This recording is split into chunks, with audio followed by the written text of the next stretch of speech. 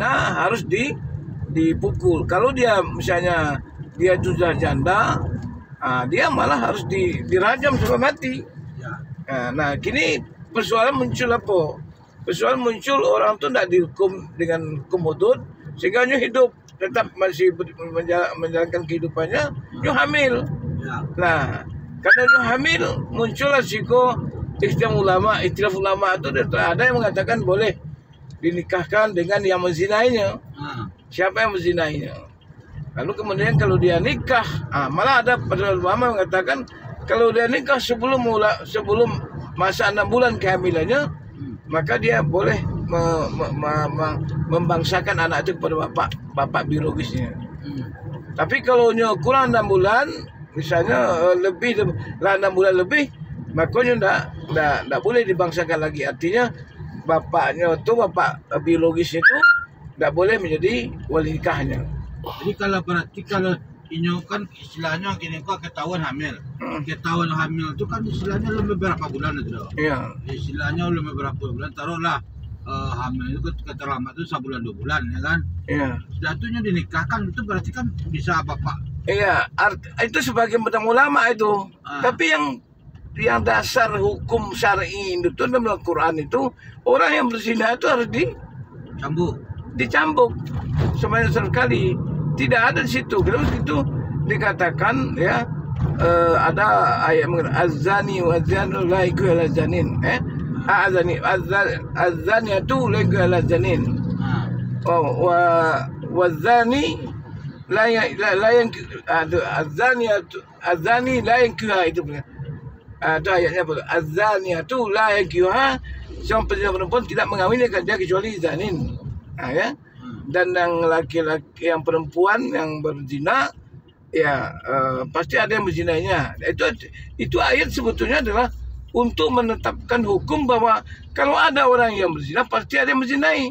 Ya. Tidak mungkin orang berzina sendiri kan? Ya, kalau ada pezina perempuan pasti ada pezina laki-laki. Ya.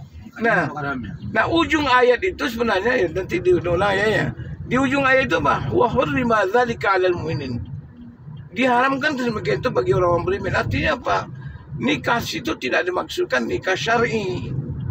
Nikah itu maksudnya tidak mengawini, arti tidak menyetubui yang seorang pezina perempuan kecuali pezina laki-laki. Begitu pezina laki-laki itu pasti menyetubui pezina perempuan.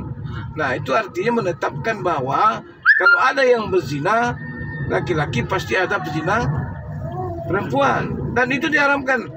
Dan itu tidak bisa dijadikan dalil bagi bolehnya menikahkan orang yang hamil. Ada yang beranggapan begini, di kajian hukumnya ada yang berpandangan bahwa kan tidak ada mau nikah.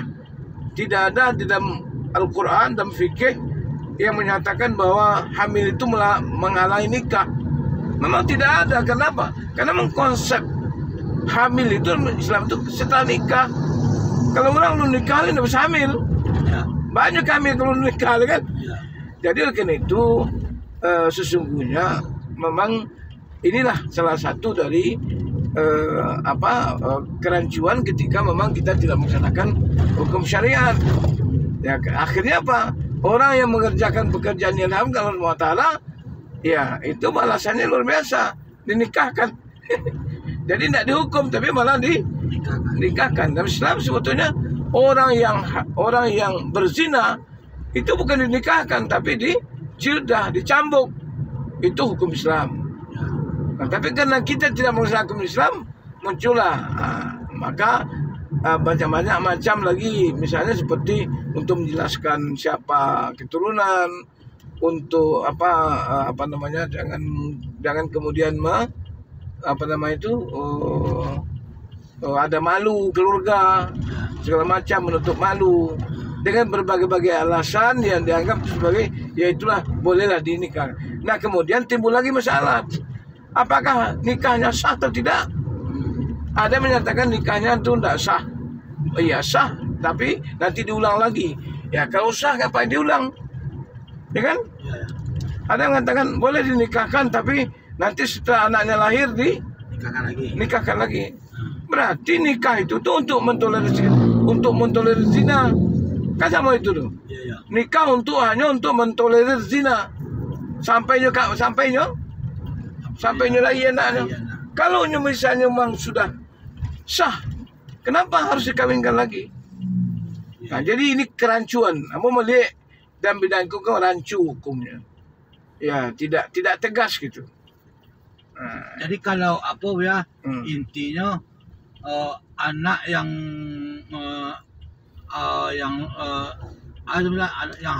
hamil sebelum emaknya nikah itu bisa apanya nikah ya? Pada dasarnya enggak, Pak.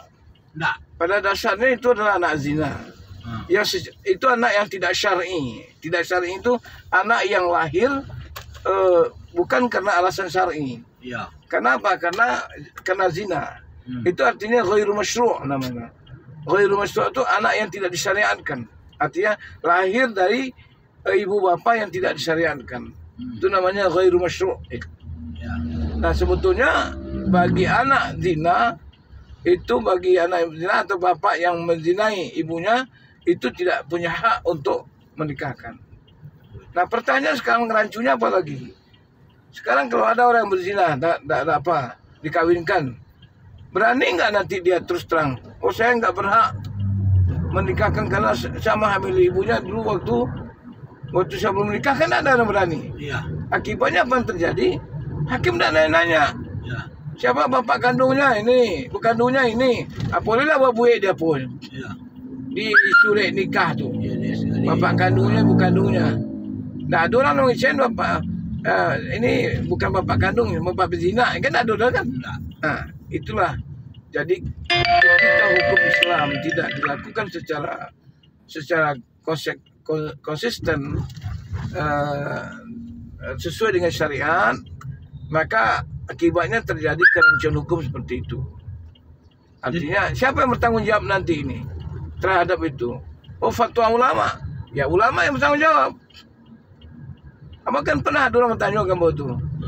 Gimana Ustaz? Saya begini, pribadinya langsung dia tanya. Ambo begini-begini lalu ambo nikah, kemudian lahir anak apa kamu berhak? Ya. Ambo menyampaikan ambo sebetulnya tidak punya kapasitas untuk berfatwa karena mau bukan komisi fatwa ulama. Cuma menurut saya tidak sah karena Anda bukan ayah secara biologis ya, tapi secara syariat tidak, secara syar'i tidak. Tapi saya pernah dengar ada fatwa ulama yang menyatakan kalau pernikahan itu terjadi sebelum masa hamil 6 bulan itu boleh bapaknya menjadi wali, itu dia bisa dibangsakan dan dinasabkan kepada bapaknya, kepada suami itu. Tapi kalau kurang dari itu enggak. Nah, itu enggak tahu pula kita apa dasar 6 bulan itu. Kan tuh kesepakatan ulama aja dia. Nah, dulu hadis mengucapkan 6 bulan kalau pun enggak ada. Nah, dulu. Itu hanya fatwa ulama. Fatwa ulama itu tidak ada jaminan kebenaran karena fatwa itu ya bisa salah, bisa benar. Karena fatwa namanya kan hasil dari ijtihad ya. Nah, jadi pada intinya